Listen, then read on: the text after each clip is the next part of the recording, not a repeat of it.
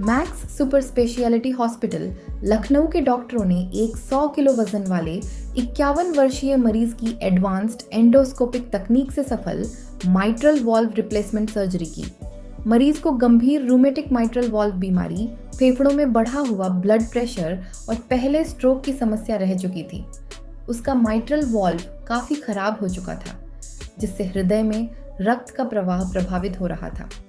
मलिहाबाद, लखनऊ के रहने वाले और सऊदी अरब में कार्यरत श्री आरिफ मोहम्मद को सांस लेने में बढ़ती परेशानी, लगातार थकान, रोज़मर्रा के काम करने की क्षमता में कमी, धड़कन तेज़ होने और कभी कभी पैरों में सूजन की शिकायत थी।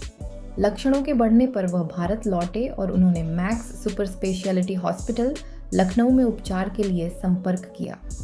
व्यापक जांच और उनकी जटिल चिकित्सकीय स्थिति को ध्यान में रखते हुए अस्पताल की कार्डियक टीम ने एंडोस्कोपिक माइट्रल वॉल्व रिप्लेसमेंट करने का निर्णय लिया। यह एक न्यूनतम इन्वेसिव तकनीक है जिसमें छाती की हड्डी को काटे बिना पसलियों के बीच छोटे चीरे लगाकर खराब माइट्रल वॉल्व को बदला जाता है। यह surgery doctor Vijayant Devenraj, senior director एवं head department of cardiothoracic and vascular surgery, Max super speciality hospital Lucknow और उनकी टीम द्वारा सफलतापूर्वक की गई। मरीज की रिकवरी बिना किसी जटिलता के हुई और सर्जरी के 5वें दिन उन्हें स्थिर स्थिति में अस्पताल से छुट्टी दे दी गई। इसके बाद उन्होंने अपनी सामान्य दैनिक गतिविधियां फिर से शुरू कर दी हैं और जल्द ही काम पर लौटने के लिए सऊदी अरब वापस जाने की उम्मीद है।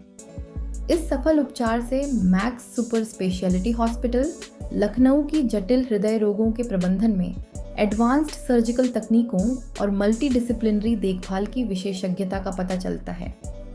विशेषज्ञ कार्डियक टीम आधुनिक सर्जिकल इंफ्रास्ट्रक्चर और न्यूनतम इन्वेसिव प्रक्रियाओं में विशेषज्ञता के साथ अस्पताल क्षेत्र में एडवांस्ड हृदय उपचार की उपलब्धता को लगातार मजबूत कर रहा है, जिससे जटिल हृदय रोगों से जूझ रहे मरीजों को अपने घर के करीब ही बेहतर उपचार मिल सके।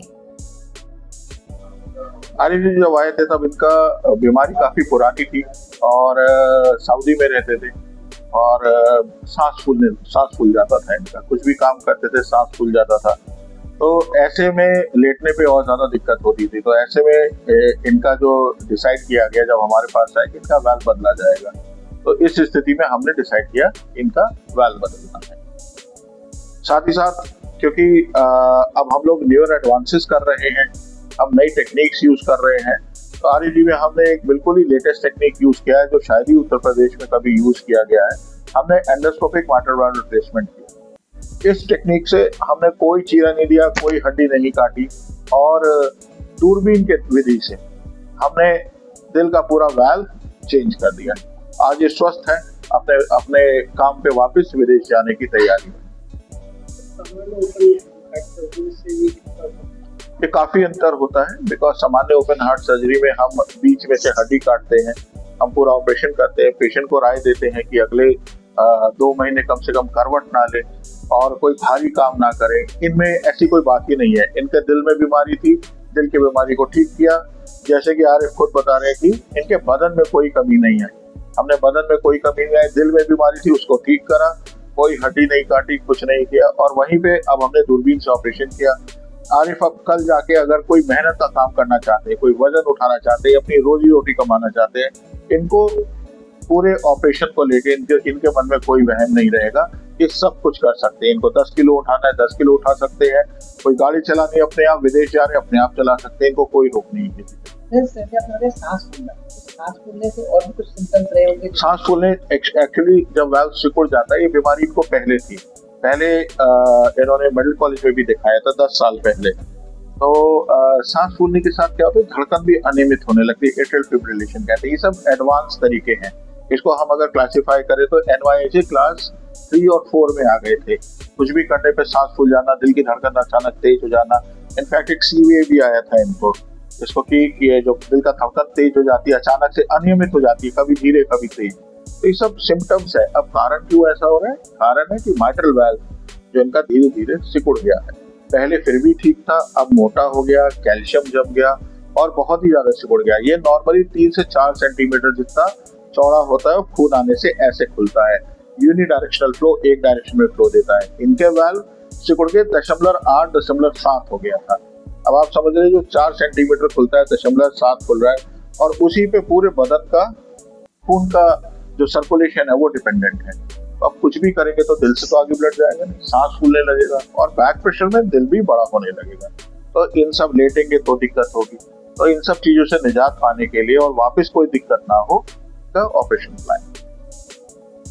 कितना समय लगा ऑपरेशन में? ऑपरेशन में करीब 5-5.5 घंटा लगा इनके ऑपरेशन में, और खर्चा करीब 4.5 के आसपास वाल्व मिलाकर, देखिए वाल्व का भी कॉस्ट होता है, इतना कॉस्ट आया 4.5। तो आगे भविष्य में कौन सी प्रिकॉशन बस यही रखना है, क्योंकि इनका वाल्व जो लगा है, मैकेनिकल वाल्व लगा है, इनकी एज में वही फर्स्ट चॉइस हो जाता है।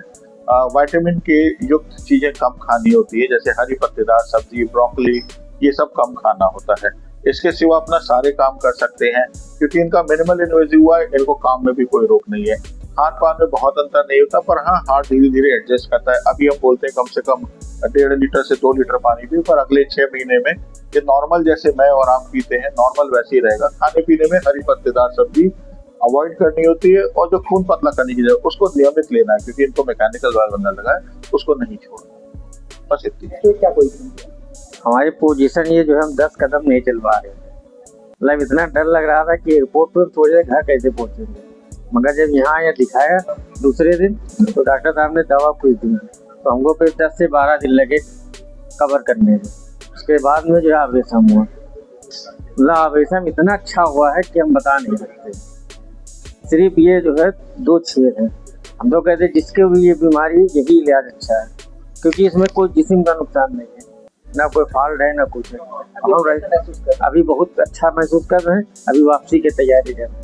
8 से 10 दिन में चले जाएंगे अपने काम पे। चैनल देशबंधन न्यूज़ को बेल आइकन दबाकर सब्सक्राइब, लाइक और शेयर जरूर करें।